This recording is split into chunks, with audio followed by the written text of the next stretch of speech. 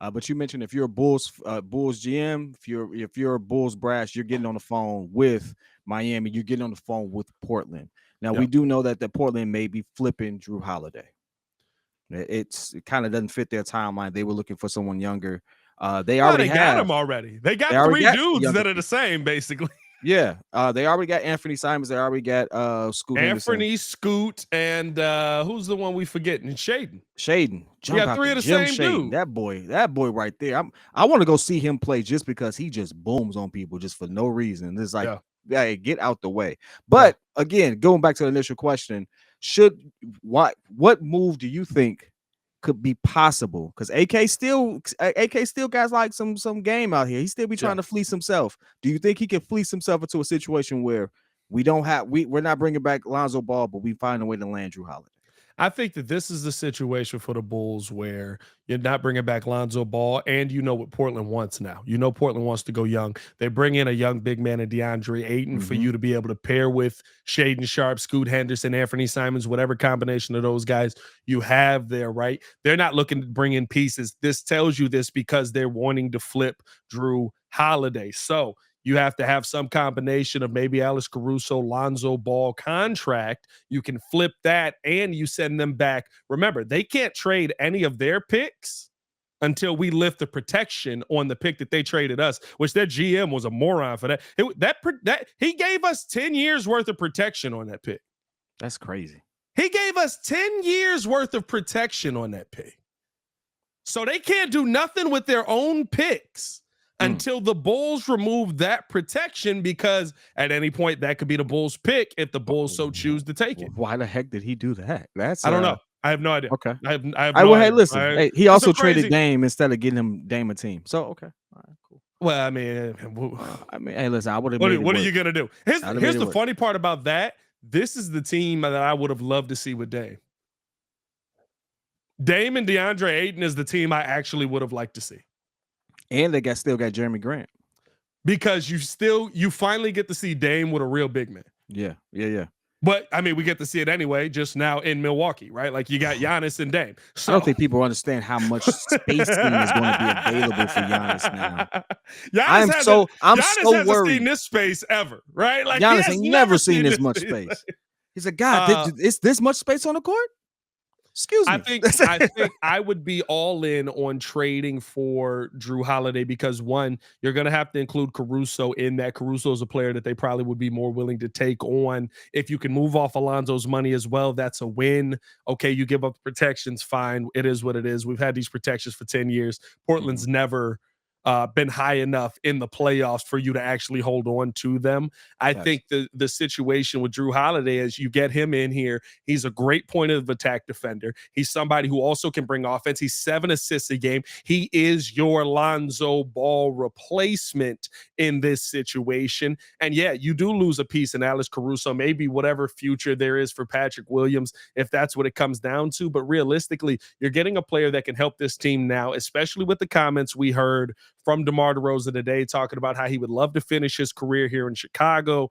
He wants to re-sign here in Chicago and would be willing to, like those are the things that you say, okay, well, that means that we need to try, if you want to keep DeMar, which I think that you also have to take into account, while everybody's so willing to get rid of DeMar, DeMar's the Hall of Famer. DeMar has 38 dudes that have scored more points than him in NBA history. He's an elite scorer. Portland just moved off a dude that's top 75. So, I mean, that don't mean nothing.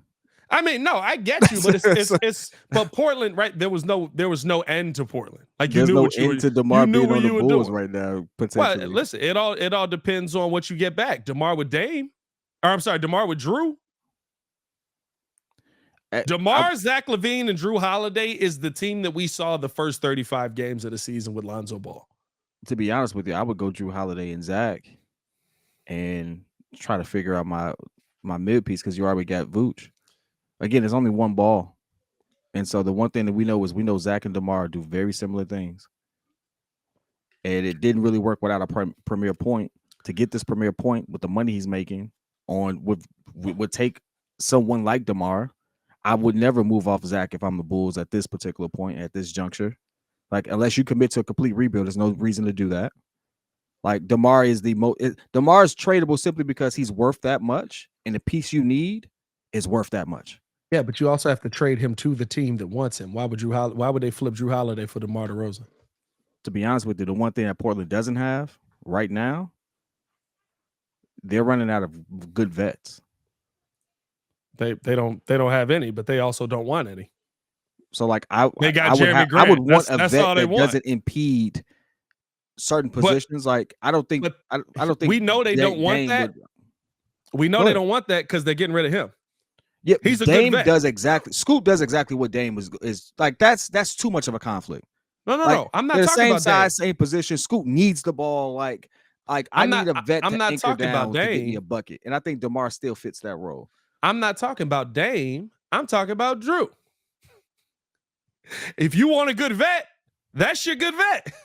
Yeah, but I'm my good vet is a point guard who needs the ball, and I just drafted Scoot Henderson, who's my point guard of the future, who needs the ball. Even so, you bring Jrue off the bench. I don't have when you bring in a vet, I'm not gonna bring in a vet that does exactly what I need my young guard to do. I would bring in a vet who complements them. So I think DeMar would complement that consortium of young talent more than he complements what we have here. And again, I like DeMar. I really do. But like if you're talking about what we need a high level point guard. I mean, that's fine. And I want to go get Jrue. I'd be fine getting Jrue. The realistic situation is Portland doesn't want guys that are Jrue and DeMar's age. Oh, well, so that's a you know what I'm saying? Like that's what I'm talking about. Now, I would take that guy if, say, it's an Alex Caruso who's 30 probably, and he's an elite defender, and he's used to being a bench player already, right? You have to convince Jrue and or DeMar to basically say, you got to come off the bench. Nobody's willing to do that. Alex Caruso shows up. He's already a bench guy. Patrick Williams shows up. You can't say nothing to me. you stand over there. Right. You know what I mean? And so I think that's a situation where, to me, the Jrue Holiday trade goes down. One, the protections is the biggest thing if the Bulls were to trade for him. But two, I think that it's a situation where you actually can build a team that has Vooch, that has DeMar, that has Zach LaVine. You're adding a legitimate point guard to it. Oh, by the way, we signed Javon Carter this offseason for basically a little bit of money.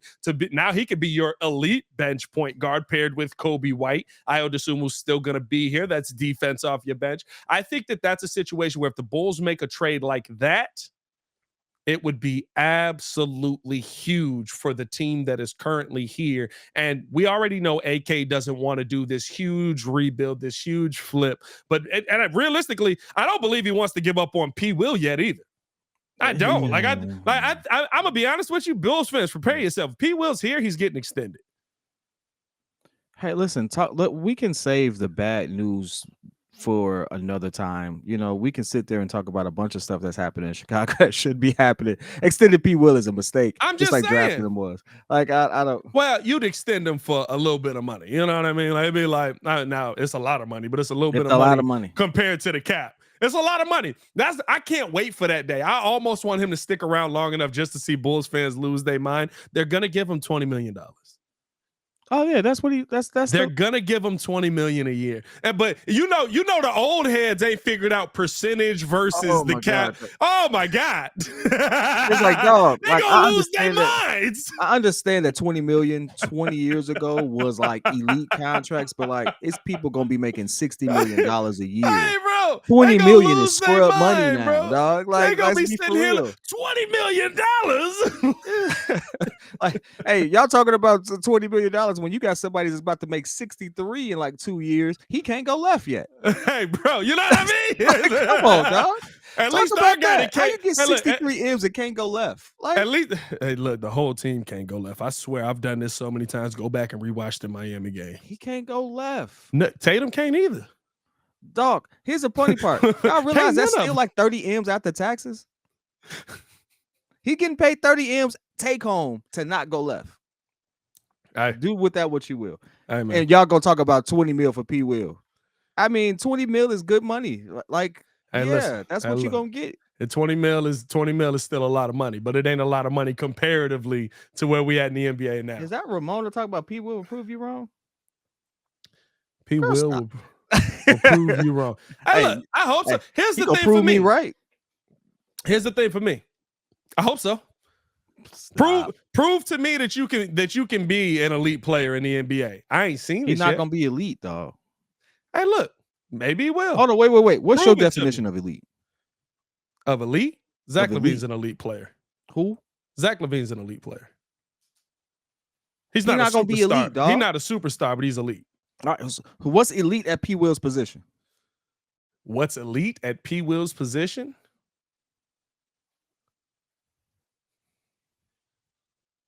If you gotta think about it that hard, he ain't gonna No, be because I'm trying to think of because it's not because I guess Paul George and Zach LaVine are kind of same level positionally, right? Paul George is a small forward. Paul George is better than Zach LaVine, but I think that they kind of in the same ranking, just at a different position. Like you would put them in the same spot. Yeah, no, I'm trying to think of like who is Zach LaVine's contemporary at a small Zach's contemporary. spot. I think is still right now. It's Jaylen Brown, but at one point it was Devin Booker as a 2 guard. Jaylen Brown is elite. Yeah. So like, all right. Jaylen Brown's not a superstar. Jaylen Brown is elite. So Paul George is better than Jaylen Brown. All right. So all right, we got. Hey, y'all put in the chat who is elite. Paul George is better than Jaylen Brown. But I think here's the thing, right? Like I y'all know my stance on it. You got your elite, you got your stars, and you got your superstars. I think P. Will is going to be a nice journeyman. He's going to have a nice 15-year career. He's going to be on about 4 or 5 teams. It's going to work out for him. He's going to take care of his family. Shout out to that young man. And he might be a nice. He'll be a solid. You know what P. Will end up being, at least in my mind right now. Remember when Doug McDermott was in Indianapolis? Oh, he was in Indy? Yeah, he was on the Pacers for a while. Became an elite 3-point shooter. Was a terrible defender. And just could knock down the 3-ball. That's why I see for P. Will his ceiling be right like now. Rick Fox. I feel like Rick Fox didn't average that much. But Rick Fox was like a good 3 or a good. I think we just like Rick Fox. If I'm not mistaken, didn't Rick Fox average like 6 points a game or something? I mean that whole Lakers team was top heavy. He was give the ball to Shaq and Kobe and get out the way. Like, okay, no, you know what? I can see that. Rick had a couple of 15-point per game seasons. Yeah, I can see that. He gonna be Rick Fox. I can see that. But no, I think ain't nothing wrong with that. No, Rick Fox is a good player. It's gonna be better than what I'm now doing. When he was on that Lakers team, he was solid 7.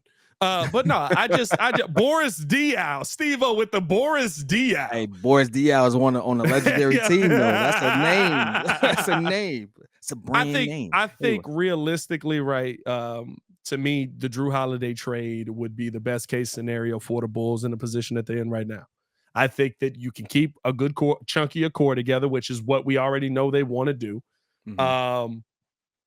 I think that you wouldn't have to give up a ton because Portland wants to give up Jrue Holiday anyway. And the second, then Portland can remove the protections off of their pick. But then now they can start saying, okay, now we want to add to this young team.